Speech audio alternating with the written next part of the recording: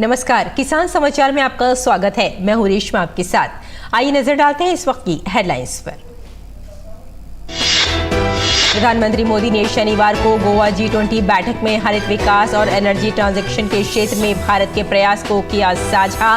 कहा, वर्ष 2030 तक 50% गैर जीवाश्म स्थापित क्षमता प्राप्त करने की बनाई है योजना। भविष्य की स्थिरता और विकास की कोई भी बात ऊर्जा के बिना संभव नहीं।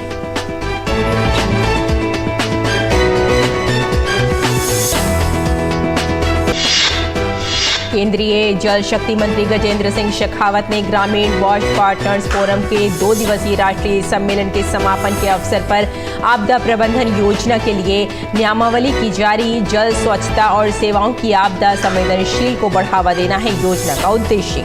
पेयजल और स्वच्छता विभाग द्वारा सभी विभागों को भविष्य में उत्पन्न होने वाली किसी भी आपात स्थिति से निपटने के लिए योजना की गई है विकसित।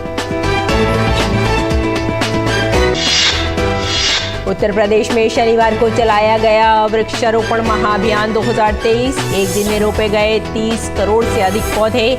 बिजनौर और मुजफ्फरनगर में मुख्यमंत्री, प्रदेश के अन्य जनपदों में मंत्रियों ने रोपे पौधे। राजधानी से लेकर गांव-गांव तक रोपे गए पौधे। सभी 26 विभागों ने मिलकर लगाए वृक्ष। प्रदेश के सभी 75 जिलों और 18 मंडलों में चलाया गया वृक्षारोपण अभियान।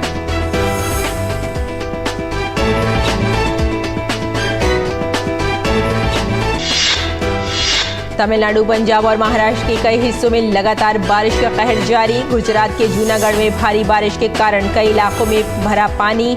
मौसम विभाग ने उत्तराखंड के सभी 13 जिलों के लिए येलो अलर्ट और महाराष्ट्र और गोवा के लिए ऑरेंज अलर्ट किया जारी।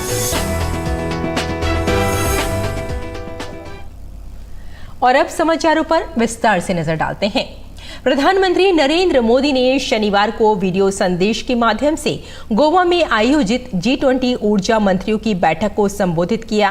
प्रधानमंत्री ने कहा कि ऊर्जा का उल्लेख किए बिना भविष्य, स्थिरता, वृद्धि और विकास के बारे में की जाने वाली कोई भी चर्चा अधूरी ही होगी, क्योंकि ये व्यक्ति और राष्ट्र के विकास को सभी स्तरों पर प्रभावित करती है। हरित विकास और ऊर्जा क्षेत्र में परिवर्तन के मामले में भारत के प्रयासों पर प्रकाश डालते हुए उन्होंने बताया कि भारत सबसे अधिक जनसंख्या वाला देश है और दुनिया में सबसे तेजी से बढ़ती बड़ी अर्थव्यवस्था है, लेकिन फिर भी वह अपनी जलवायु संबंधी प्रतिबद्धताओं की दिशा में मजबूती से आगे बढ़ रहा है। प्रधानमंत्री ने बताया कि भारत ने गैर जीवाश्म स्थापित विद्युत क्षमता के अपने लक्ष्य को निर्धारित समय से 9 साल पहले ही प्राप्त कर लिया है और उसने अपने लिए एक ऊंचा लक्ष्य निर्धारित किया है। उन्होंने इस बात का उल्लेख किया कि देश 2030 तक 50% गैर जीवाश्म स्थापित क्षमता हासिल करने की योजना बना रहा है। प्रधानमंत्री ने कहा, भारत सौर एवं पवन ऊर्जा के क्षेत्र में भी वैश्विक स्तर पर अग्रणी देशों में से एक है। उन्होंने इस बात पर प्रसन्नता व्यक्त की कि कार्य समूह के प्रतिनिधियों को पावागढ़ और सौर पार्क और मोढेरा सौर गांव का दौरा करके स्वच्छ ऊर्जा के प्रति भारत की प्रतिबद्धता के स्तर और पैमाने को देखने का मौका मिला। पिछले 9 वर्षों के दौरान देश की उपलब्धियों पर प्रकाश डालते हुए प्रधानमंत्री ने बताया कि भारत ने 190 मिलियन से अधिक परिवारों को LPG से जोड़ा, साथ ही हर गांव को बिजली से जोड़ने की ऐतिहासिक उपलब्धि भी हासिल की। उन्होंने इस साल 20% एथेनॉल मिश्रित पेट्रोल की आपूर्ति की शुरुआत पर भी प्रकाश डाला, जिसका लक्ष्य 2025 तक पूरे देश को कवर करना है। आगे बढ़ते हैं। केंद्रीय जल शक्ति मंत्री गजेंद्र सिंह शेखावत ने नई दिल्ली के विज्ञान भवन में ग्रामीण वॉश पार्टनर्स फोरम के 2 दिवसीय राष्ट्रीय सम्मेलन के समापन के अवसर पर आपदा प्रबंधन योजना के लिए नियमावली जारी की। राष्ट्रीय, राज्य, जिला और ग्राम स्तर पर हितधारकों को शामिल करते हुए जल स्वच्छता और स्वच्छता संपत्तियों तथा सेवाओं की सुरक्षा, निर्बाध आपूर्ति और न्यूनतम नुकसान सुनिश्चित करने के लिए पेयजल और स्वच्छता विभाग द्वारा नियमावली विकसित की गई। WASH योजना विभाग द्वारा कार्यान्वित 2 प्रमुख कार्यक्रमों जल जीवन मिशन और स्वच्छ भारत मिशन ग्रामीण के अनुरूप है। आपदा योजना राष्ट्रीय आपदा प्रबंधन प्राधिकरण द्वारा जारी सलाह के आधार पर विकसित की गई है, जो आपदा प्रबंधन अधिनियम 2005 की धारा 37 के तहत प्रत्येक मंत्रालय विभाग को भविष्य में उत्पन्न होने वाली किसी भी आपात स्थिति से निपटने और तैयार रहने के लिए अपनी स्वयं की आपदा योजना विकसित करने की अनुमति देती है। योजना का उद्देश्य सहमत मानकों के अनुसार आपदाओं के लिए तत्काल वॉश प्रतिक्रिया सुनिश्चित करना है। और उत्तर प्रदेश में शनिवार को व्यापक स्तर पर वृक्षारोपण महाअभियान 2023 चलाया गया। इस दौरान राज्यपाल आनंदीबेन पटेल ने छाता मथुरा में और मुख्यमंत्री योगी आदित्यनाथ ने बिजनौर एवं मुजफ्फरनगर में गंगा किनारे पौधारोपण कर इस महाअभियान का शुभारंभ किया। वहीं प्रदेश सरकार के सभी मंत्रियों ने भी अलग अलग जिलों में पौधे रोपित किए। वृक्षारोपण महाअभियान 2023 को मिली अप्रत्याशित सफलता के बाद मुख्यमंत्री योगी आदित्यनाथ ने इसे नए भारत के नए उत्तर प्रदेश में पौधारोपण लोक पर्व बताते हुए कहा कि प्रकृति के प्रति कृतज्ञता ज्ञापित करते हुए उत्तर प्रदेश में एक दिन में 30 करोड़ से अधिक पौधारोपण का कीर्तिमान बनाया गया है। सभी 18 मंडलों और 75 जनपदों में अभूतपूर्व उत्साह, उमंग, उल्लास के साथ जन जन ने इस पुनीत कार्य में सहभाग किया। योगी ने कहा, आज का ये प्रयास आने वाली पीढ़ियों को स्वच्छ, समृद्ध, हरित परिवेश प्रदान करने में सहायक होगा। वृक्षारोपण महाअभियान के लिए मुझे मां गंगा के तट पर महात्मा विदुर की पावन साधना स्थली पर आप सबसे संवाद करने का अवसर प्राप्त हो रहा है। मैं आप सबका हृदय से अभिवादन करते हुए मां गंगा से आप सबके सुख और समृद्धि की कामना करता हूं। व्यापक पैमाने पे वृक्षारोपण का कार्यक्रम आज प्रदेश भर में चल रहा है और जब हम लोग यहां पर आए हैं तो स्वाभाविक रूप से यहां की परियोजनाओं के बारे में भी तो कुछ करेंगे। और आज 445 करोड़ रुपए की परियोजनाओं का शिलान्यास और लोकार्पण करने का भी मुझे आपके बीच में सौभाग्य प्राप्त हो रहा है। इन सभी परियोजनाओं के लिए भी मैं आप सबको हृदय से बधाई देता हूं, शुभकामनाएं देता हूं। भाइयों बहनों, हमने मां गंगा को देव नदी कहा और हमारे यहां वृक्षों को भी तो देवों के रूप में पूजा होती है। याद करिए, नवग्रह के रूप में हम वाटिका लगाते हैं, नक्षत्र वाटिका लगाते हैं। एक वृक्ष में पीपल, बरगद, काकड़, आम, नीम, इन सब में देवत्व का वास माना गया है। और देवत्व का वास इसलिए क्योंकि कार्बन उत्सर्जन को नियंत्रित करने,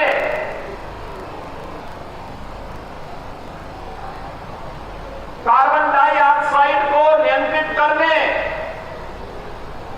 और वायु को शुद्ध और पर्यावरण को शुद्ध करने के माध्यम हमारे वृक्ष जो है।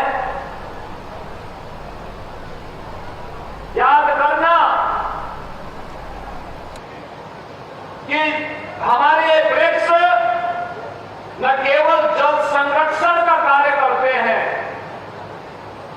बल्कि पर्यावरण शुद्धि के साथ साथ इस वातावरण के संतुलन को बनाए रखने का भी कार्य करते हैं। केंद्रीय नवीन एवं नवीकरणीय ऊर्जा मंत्री आर.के. सिंह ने लोकसभा में बताया, पीएम कुसुम योजना का मुख्य उद्देश्य कृषि क्षेत्र को ऊर्जा और पानी की सुरक्षा की गारंटी देना है। किसानों की कृषि अच्छी से हो, उनकी आय में बढ़ोतरी हो, पर्यावरण प्रदूषण से बचा जा सके। इस उद्देश्य से पीएम कुसुम योजना यानी प्रधानमंत्री किसान ऊर्जा सुरक्षा एवं उत्थान महाअभियान की शुरुआत की गई है। सौर ऊर्जा के माध्यम से किसानों को सिंचाई का लाभ मिल सके, उनकी खेती प्रदूषण से बच सके, उनकी पैदावार ज़्यादा हो, उनकी आय में बढ़ोतरी हो, इन्हीं सब चीज़ों को सोच के साथ इस योजना को लाया गया है। इसके तहत देश भर में 35 लाख से अधिक सिंचाई परियोजनाओं को क्रियान्वित किए जाने की तैयारी चल रही है। युद्ध स्तर पर इस क्षेत्र में काम भी हो रहे हैं। केंद्रीय मंत्री ने लोकसभा में बताया कि झारखंड में इस परियोजना के तहत 36,717 योजनाओं की स्वीकृति दी गई है, जिसमें 12,844 स्थानों पर सौर ऊर्जा से सिंचाई की व्यवस्था कर ली गई है। विगत 4 वर्षों में झारखंड को इस मद में अब तक 36 करोड़ रुपए की राशि भी दी जा चुकी है। पीएम कुसुम योजना मार्च 2026 तक संचालित की जाएगी। मध्य प्रदेश के मुख्यमंत्री शिवराज सिंह चौहान ने विकास पर्व में अभी तक हुई गतिविधियों एवं कार्यक्रमों की शुक्रवार देर रात वीडियो कॉन्फ्रेंसिंग से जिलेवार समीक्षा कर मैदानी अधिकारियों को आवश्यक निर्देश दिए। मुख्यमंत्री चौहान ने कहा कि बारिश के मौसम में बांध, नदियों और नालों के जलस्तर की सतत निगरानी का कार्य जारी रहे। मौसम विभाग से समन्वय कर मौसम रिपोर्ट लेकर बाढ़ की स्थिति का आकलन कर बचाव की कार्य योजना बनाएं। बारिश के मौसम में सड़कों के रखरखाव पर विशेष ध्यान दें। जहां सड़कों की मरम्मत की जरूरत है, वहां तत्परता से मरम्मत कार्य भी करवाएं। उन्होंने कहा कि सभी कलेक्टर ये सुनिश्चित करें कि जिन जिलों में मूंग की खरीदी चल रही है, वहां किसानों को कोई दिक्कत ना हो।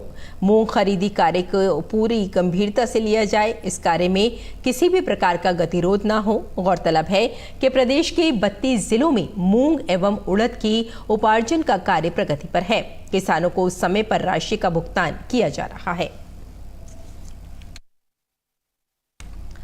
प्रधानमंत्री रोजगार मेला कार्यक्रम के तहत केंद्र सरकार द्वारा साल 2023 के अंत तक 10 लाख युवाओं को रोजगार देने के लक्ष्य रखा गया है।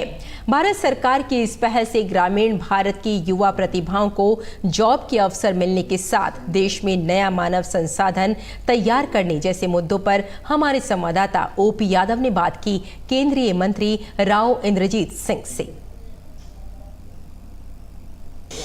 प्रधानमंत्री रोजगार मेला के कार्यक्रम के तहत देश भर में 70,000 युवाओं को नियुक्ति प्रमाण पत्र दिए गए और इसी क्रम में हरियाणा के गुरुग्राम में केंद्रीय मंत्री राव इंद्रजीत जी ने युवाओं को नियुक्ति प्रमाण पत्र दिए। 60 युवाओं को ये प्रमाण पत्र मिले हैं। सर, जिस तरह से प्रधानमंत्री की एक संकल्पना है, इसको लगातार आप भी आगे बढ़ाएं और आपने ये दूसरे कार्यक्रम में शिरकत की और युवाओं को नियुक्ति देना एक अपने आप में राष्ट्र निर्माण का नया मानव संसाधन सृजित करना है। किस तरह देखते इस कार्यक्रम को?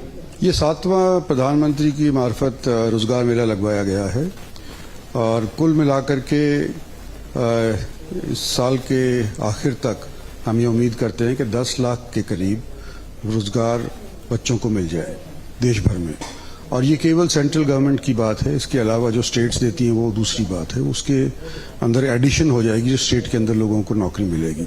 जब हमारी सरकार भारतीय जनता पार्टी की सरकार बनी, प्रधानमंत्री नरेंद्र भाई मोदी बने, उस टाइम के ऊपर हमारी 10वें नंबर के ऊपर स्थिति थी और इन 9 साल के अंदर हम 10वें का आंकड़ा पार करते करते हम 5वें स्थान के ऊपर पहुंच गए हैं। और जब हमारे 100 साल पूरे हो जाएंगे आज़ादी के उपरांत, तो हम समझते हैं कि पहली 2 या 3 अर्थव्यवस्था के जो मुल्क हैं उसके अंदर हमारी संख्या शामिल हो जाएगी। प्रधानमंत्री ने 2047 के नए सपनों के भारत का जिक्र किया और जो 25 साल है, जो नए नियुक्त होने वाले युवा, उनके कंधों पर राष्ट्र निर्माण का एक नई जिम्मेदारी का एहसास होगा। तो ये किस तरह भविष्य में नई भारत की संकल्पनाओं को पूरा करने वाले युवा हैं जिनको आज आपके कर कमलों से ये नियुक्ति पत्र मिले? देखो, मैं विदेश मंत्री भी रहा हूँ और कई एम्बेसडर से मेरी बातचीत होती रही है। तो जो ऊर्जा आज के यूथ के अंदर पिछले 10 साल के अंदर, 15 साल के अंदर नजर आई है, उससे सब के सब इंटरनेशनल बंदे चकाचौंध हैं कि ये इस तरह की ऊर्जा अगर हमारे देशवासियों के बच्चों के अंदर है तो आने वाले जो 25 साल है, जब हम अपना लक्ष्य 100 साल का आज़ादी का प्राप्त कर लेंगे, तो उनको भय भी है और शायद आश्चर्य भी है कि जो मुल्क एक टाइम के ऊपर यूँ सोचा करते थे कि हमारे से भीख मांगा करता था, वो लोगों को राहत देने के अंदर सरफरिया बन जाएगा। ये चीज़ हमारे लिए फख्र की बात है और इसकी जिम्मेवारी अगर हम किसी को दें तो आने वाले समय के अंदर जो हमारे यूथ हमारे नौकरियों के अंदर लगने लग रही हैं, चाहे सरकारी हो चाहे प्राइवेट सेक्टर के अंदर हो, उनके कंधों के ऊपर हमारा देश संवारा जाएगा। ये मेरे को पूरी उम्मीद है। तो ये थे केंद्रीय मंत्री राव इंद्रजीत सिंह, जिनका मानना है कि युवाओं को नियुक्ति प्रमाण पत्र देने से एक और जहां नए युवाओं को रोजगार मिल रही है, वहीं दूसरी ओर राष्ट्र निर्माण के लिए नया मानव संसाधन सृजित करने का बेहतरीन काम भी हो रहा है। हरियाणा के गुरुग्राम से मेरे सहयोगी संदीप के साथ में OP Yadav, DD news, Delhi. और देश के अधिकांश हिस्सों में बारिश का कहर जारी है। महाराष्ट्र के यवतमाल में भारी बारिश के चलते बाढ़ जैसे हालात पैदा हो गए हैं। कई इलाकों में बाढ़ में फंसे लोगों को बचाने के लिए एयरलिफ्ट किया जा रहा है। मौसम विभाग ने मध्य महाराष्ट्र में 4 दिनों का ऑरेंज अलर्ट जारी किया है, जहां भारी से बहुत भारी बारिश की संभावना है। मुंबई में इस सीजन की सबसे ज्यादा बारिश दर्ज की गई। आईएमडी ने 203.7 मिलीमीटर बारिश दर्ज की है। मुंबई के लिए येलो अलर्ट जारी किया गया है।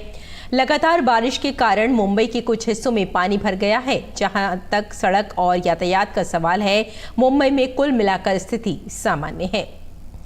गुजरात में भी भारी बारिश से कई इलाकों में बाढ़ की स्थिति है। मौसम विभाग ने गुजरात और रविवार और सोमवार को भारी से भारी बारिश की आशंका जताई है। मौसम विभाग ने सौराष्ट्र और कच्छ में 24 जुलाई को ऑरेंज अलर्ट जारी किया है। जूनागढ़ में भारी बारिश के कारण कई इलाकों में पानी भर गया है। नवसारी में भी भारी बारिश के कारण कई इलाकों में बाढ़ जैसी स्थिति बन गई है।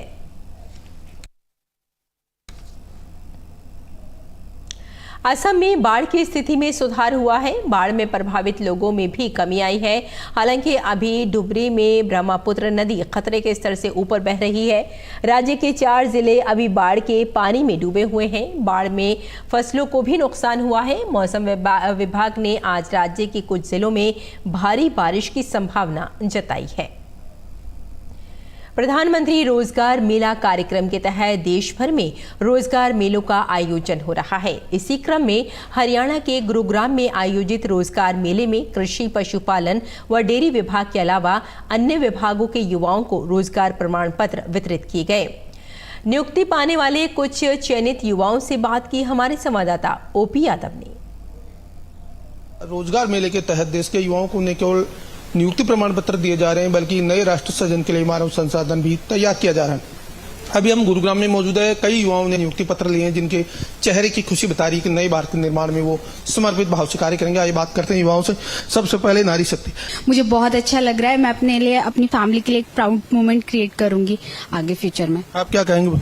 मैं धन्यवाद देना चाहता हूँ माननीय प्रधानमंत्री मोदी जी का, कि जो हमारे जो पशुपालन डेयरी विभाग में है, जो कि उनका जो एम है, उनका मिशन है कि किसानों की आय को कैसे दुगनी की जाए। तो हमारे परिवार में आज जो पशुपालन विभाग के परिवार में 9 जो है नए अपॉइंटी को यहाँ पर जो है अपॉइंटमेंट ऑर्डर दिए गए हैं। निश्चित रूप से उनके अपॉइंटमेंट से उनको घर हो रहा है, हमें घर हो रहा है। निश्चित रूप से हम जो है किसानों की जो आय को दुगनी करने का प्रयत्न जारी रखेंगे। I would like to thank this current government because we are the part of the leading organization in the insurance sector और अब इस देश का और इस ऑर्गेनाइजेशन का भार हम युवा कंधों पर है। और मैं इस क्षेत्र में आया हूँ, बहुत गौरवान्वित हूँ। फर्स्ट ऑफ ऑल मैं बहुत ग्रेटफुल हूँ इस गवर्नमेंट, थैंकफुल हूँ इस गवर्नमेंट के लिए, जिन्होंने हमें एक अपॉर्चुनिटी दी। हमारे कंधों पर एक रिस्पॉन्सिबिलिटी है कि LIC को जो एक लीडिंग इंश्योरेंस कंपनी है उसको और आगे लेके जाना है। मेरा सिलेक्शन पशु पंजीकरण योजना रोहतक के अंतर्गत हुआ है।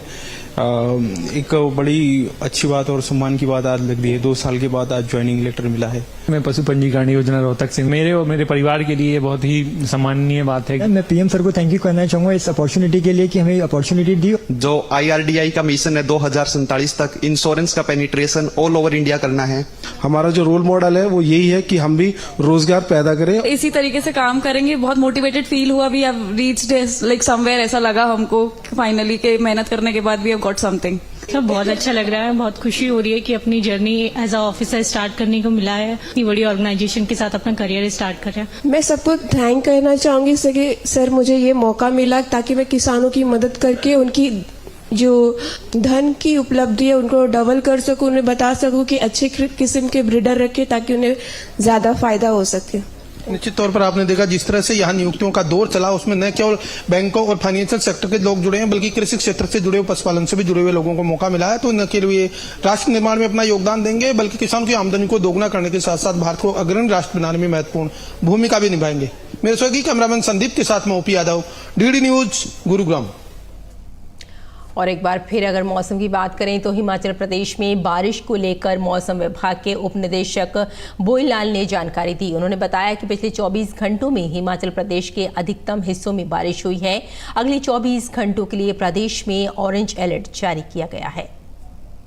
हिमाचल प्रदेश में पिछले 24 घंटों में अधिकांश स्थानों पे बारिश हुई है, जिसमें जिला सिरमौर में रेणुका में 195 mm रेनफॉल हुई है और पछाड़ में 103 mm हुई है। उसके अलावा सोलन में 86 और सुंदरनगर मंडी में 87.7 mm हुई है और शिमला में भी हैवी रेनफॉल हुई, जिसमें रोडो 70 mm हुई है। और आने वाले 24 घंटों आने वाले दिनों में 24 घंटे के लिए प्रदेश में ऑरेंज वार्निंग दे दी गई है, जिसमें जिला चंबा, कांगड़ा, कुल्लू, मंडी, शिमला, सोलन, सिरमौर और बिलासपुर में भारी वर्षा होने की संभावना है। और आने वाले दिनों में इस हफ्ते में प्रदेश में अधिकांश स्थानों पर भारी वर्षा होने की संभावना है और 23 और 24 तारीख को येलो वार्निंग दी गई है और 25-26 को ऑरेंज वार्निंग प्रदेश में दे दी गई है। और आइए अब जानते हैं कि देश भर की मंडियों में क्या रहा भाव।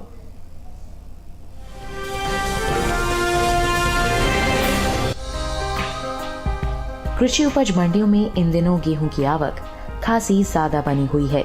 शनिवार को ज्यादातर मंडियों में गेहूं का कारोबार उतार चढ़ाव के साथ हुआ। बात भाव की करें तो एक मार्कनेट के मुताबिक गुजरात की राजकोट मंडी में इस दौरान तेजी देखने को मिली। यहाँ 21 जुलाई को गेहूं का भाव था 2,280 रुपए, जो 22 जुलाई को 55 रुपए चढ़कर 2,335 रुपए क्विंटल हो गया। राज्य की ही दाहोद मंडी में गेहूं का कारोबार स्थिर भाव पर हुआ। यहाँ दोनों दिन यानी 21 और 22 जुलाई को गेहूं 2,650 रुपए पर बिका। मध्य प्रदेश की खातेगांव मंडी में 21 जुलाई को गेहूं का भाव रहा 2,275 रुपए। यहाँ 22 जुलाई को इसमें 34 रुपए की गिरावट आई और भाव 2,241 रुपए क्विंटल रह गया।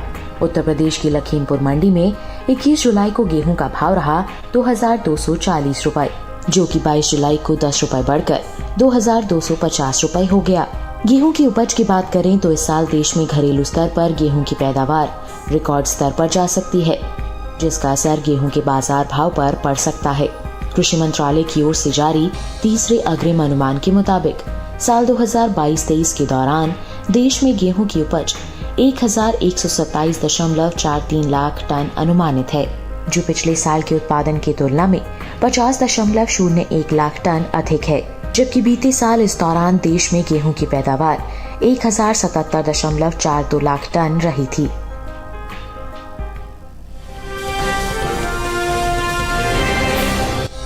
कृषि उपज मंडियों में मसूर के सौदे मिले जुले रुख के साथ हुए, यानी कुछ मंडियों में भाव चढ़े तो कुछ में उतरे भी। एगमार्क नेट के मुताबिक उत्तर प्रदेश की अलीगढ़ मंडी में 21 जुलाई को इसका भाव 7,050 रुपए था, जो 22 जुलाई को 50 रुपए गिरकर 7,000 रुपए क्विंटल पर रह गया। जबकि यहीं की लखीमपुर मंडी में मसूर का कारोबार मामूली तेजी के साथ हुआ। 21 जुलाई को यहाँ इसका भाव 6,780 रुपए था, जो 22 जुलाई को 10 रुपए बढ़कर 6,790 रुपए क्विंटल हो गया। मध्य प्रदेश की काला पीपल मंडी में भी बढ़त का सिलसिला जारी रहा। यहाँ 21 जुलाई को मसूर का भाव 4,880 रुपए रहा।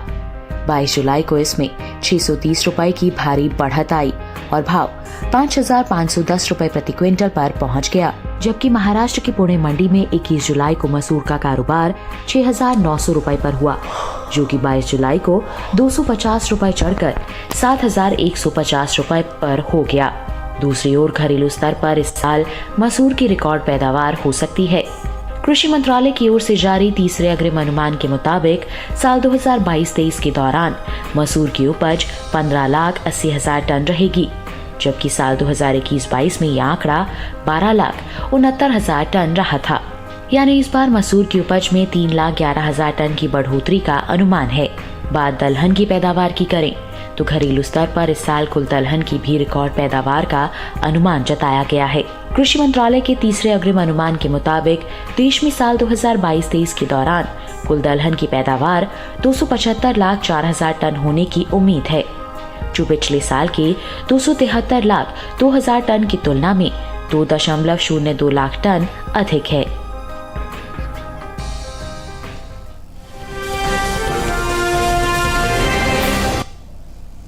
और आइए अब जानते हैं कि किसान इस मौसम में कैसे रखें अपनी खेती का ख्याल।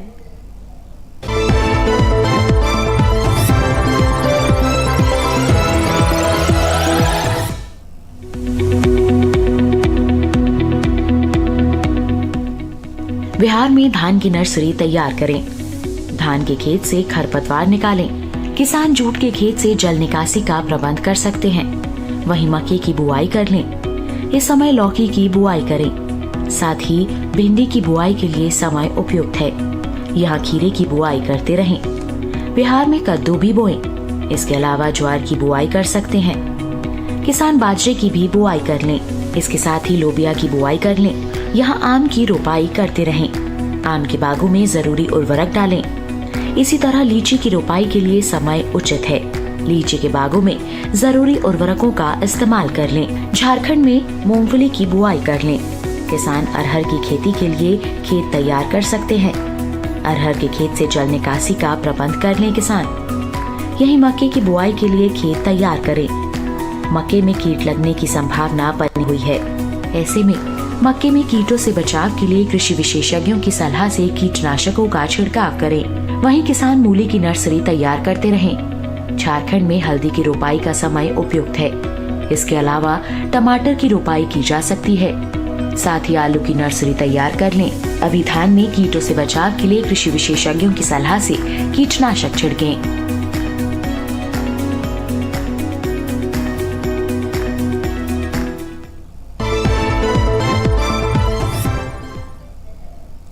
और खेती किसानी के साथ साथ आइए नजर डाल लेते हैं कुछ और महत्वपूर्ण खबरों पर। खास खबर में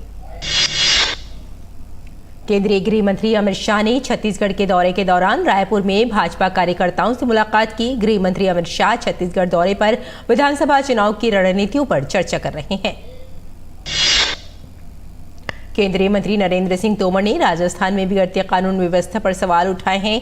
राजस्थान कैबिनेट से राजेंद्र गोड़ा को हटाए जाने पर केंद्रीय मंत्री नरेंद्र सिंह तोमर ने कहा कि राज्य सरकार दोषियों के खिलाफ कार्रवाई करने की जगह आवाज उठाने वालों पर कार्रवाई कर रही है। 5वें ओडिशा पत्रकारिता पुरस्कार 2023 में केंद्रीय सूचना एवं प्रसारण मंत्री अनुराग सिंह ठाकुर ने भाग लिया। कार्यक्रम में केंद्रीय सूचना एवं प्रसारण मंत्री अनुराग सिंह ठाकुर ने कहा कि पत्रकार पर समाज और सरकार की बहुत बड़ी जिम्मेदारी होती है। इसके साथ ही पत्रकारों को फेक न्यूज के बढ़ते चलन पर भी समय रहते अंकुश लगाना होगा। 5वें ओडिशा पत्रकारिता पुरस्कार 2023 को संबोधित करते हुए केंद्रीय शिक्षा मंत्री धर्मेंद्र प्रधान ने कहा कि आज पत्रकारिता के क्षेत्र में एक नया आयाम जुड़ा है।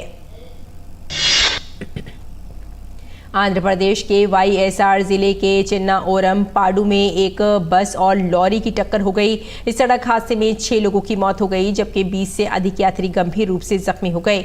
घायलों का अस्पताल में उपचार जारी है। पश्चिम बंगाल के इस्लामपुर में भारतीय जनता पार्टी युवा मोर्चा ने 12 घंटे की हड़ताल का आह्वान किया है। भारतीय जनता पार्टी युवा मोर्चा के प्रदेश अध्यक्ष इंद्रनील खान का दावा है कि उत्तर दिनाजपुर के इस्लामपुर के एक पार्टी कार्यकर्ता की उनकी दुकान पर चाकू मारकर हत्या कर दी गई थी, जिसके विरोध में हड़ताल का आह्वान किया गया है। तो किसान समाचार में फिलहाल इतना ही। अनुमति दें। नमस्कार।